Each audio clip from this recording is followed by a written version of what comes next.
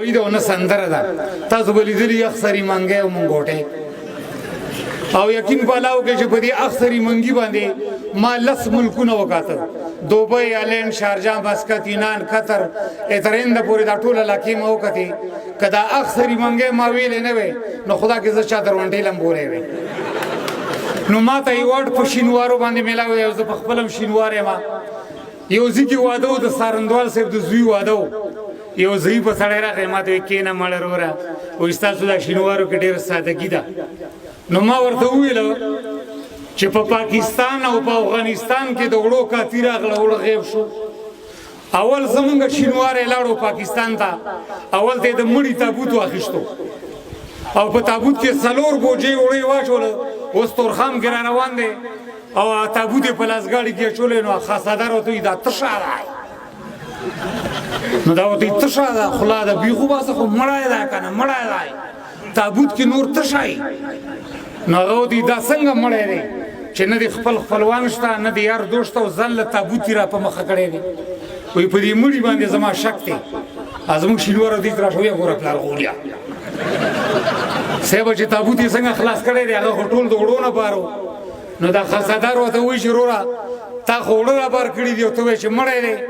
نو زمونږ شینواری ورته وایي خوله او دې سپارې کلام چې ما ورکې مړی اچولاو خو چې اوس خوله یې په دوړه کړه ده نو تشه وکړه بابوس نو لږ شان لاسونو پکار دی چې داسې لکه مستي جوړه شي علامه آباد او کامیاب لره تعلیم په دنیا کې ډېر ښه شی دی تعلیم ما وختي د تعلیم باره کې خبره کوله دا خبره لږ توجه سره واورئ چې تاسو به خوشحاله شئ وبه هم خاندئ او مشران هم را روان دي بیا به دغه شان دی آغاز کېږي د پروګرام زما آواز راځي سپیکرو باندې که نه مولوي صاحب موږ لالو هالینډ ته په هالینډ کې زمونږ شو وه نو ډېر کسان راغلي وو موږ سره یو جي صاحب هم تللی زمونږ د شینوارو دا واقعه چې دا خبره یو ده خو واقعه پکې دوه دي نو هلته په بار ملکونو کې چې سړی ډوډۍ خوري داسې یو کشنیمو به راشي یو کتاب وي په هغې کې هر یو شی لیکل شوی د هغه شي نوم هم یو عکس هم جوړ شوی یو انګریز هم راغی او ما خپل شینوار هم دې پله ناست یم خو ما ته اوس دا پته نه وه چې دا زمونږ وطندار دی که نه ما به ډېر عزت قدر په هغه ورځ باندې کړی و او چې بیا ما ته فرض کې پته ولګي چې زمونږ شینواری دی نو تاسو یقین په الله باندې وکړئ چې په نوم شینواری او په کابل کې زه په خپله ریاست جمهوري کې زما وظیفه ده تاسو به پېژنئ زمونږ قمرالدین شینواری هغه سره حق یم او خپل هر یو شینواري ته دا وایم چې کابل ته کله هم راغلی په ریاست پاسپورټ کې ریاست جمهوري کې او یا په وزارت دفاع کې تاسو ویزې لګوئ یا پاسپورټ جوړول غواړئ نو دغه څلورو محکمو کې زما ډېر تعلق دی په نوم شینواری د دا اعلان کړی دی چې کله هم راځئ وروره زمونږ په نوم شینواری شي چې نوم ورپورې د شینواري او دې په ریاست جمهوري کې کار یا په ریاست پاسپورټ کې او ما ورسره منډه ته ونه واله نو بیا دې ما نه انکار وکړي لکه زما د خبرې دا مطلب دی چې اوس په هالینډ کې ناست وو زه هم خپل شینواری ما سره ناست و دې خوا یو انګریز ناست و نو انګریز هغه هوټل والا ته وایي چې اسکیوز می سینفکس پراپ ان د ورلد از ان د چکن نو صاحب هغه انګریزي کې ورته ویلي ما لږ شرک راوړه زمونږ دا شینواری ناست و دا په دغه نه پوهېدو دا چې بار بار وایم چې تعلیم ښه شی دی ده به خوار تعلیم نه و کړی ده چې دا کشنیمو وکته په نوم باندې نه پوهېدو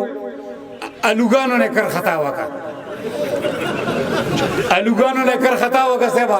دلې الوګان راوړه انګریز چرګ وخوړو زمونږ شینواري الوګان وخوړه کله چې انګریز چرګ خلاص کړو زمونږ شینواري الوګان خلاص کړ نو هغه انګریز ورته پلیز اګین چې موږ له نور راوړه نو زمونږ د شینواري سوچ وکړ چې دا اګین به دې چرګ ته وایي نو دا ورته چې مالم اګین نو صاحب دلې بیا الوګان راوړه چې دلې الوګان راوړه زمونږ شینواری راپاسېد او دا هوټل والی دی مرۍ نه ونیول وایي چې خوله ده بیخو بسه ته د هغې اګین ته وګوره زما اګین ته وګوره نو صاحب دا صرف د تعلیم وجه وه بل د تعلیم باره کې مې خبره کوله موږ په هالینډ کې ډوډۍ وخوړه صاحبه نو موږ باندې دا غوښه ډېره خوږه ولګېده نو ما هغه د هوټل والا نه پوښتنه وکړه ما وروره دا غوښه د څه شي وه نو هغه زما په خبره باندې نه پوهېدو بیا مې دا غوښه داسې راونیوله په انګلیش کې مې ورته ویل مال اسکیوز می یوز ګیم پراپرلی سیکن د چکن نو ما ته ویل نو نو نو نو بیا مې ورته په عربۍ کې وویل چې دا غوښه څه شي وعمل الطاف مشکلات وحمة عيال على عبا حجرات په دې باندې مې پوه نه شو په خدای یقین وکړه په پشهي زبان کې مې ورته وویل په پشهي زبان کې مالې به پوری موړي هي هغې ابو ګودیني هېږل مولانا په دې باندې مې صاحب پوه نه شو نو صاحب ما زړه کې سوچ وکړ چې دا خو په یو ژبه باندې نه پوهېږي راشه په خوله باندې اوازونه وکړه اوس مې غوښه نیولې ده ما ورته ویل چې مال د چرګ غوښه ده وایي نه نه نه بیا مې ورته بل اواز وکړ چې اما نه وایي دا هم نه ضروره مې یو شلو ژبو کې مې ورته ویل سړی نه پوهېدو اخره کې کینې نه مې ورته ویل غوښه مې زوړنده کړې ما ورته ما ته یس یس یس یس مال کور دې وران شه په موږ دې سپي غوښه وخوړه نو صاحب دا د تعلیم وجه وه الله دې تاسو خوشحاله بند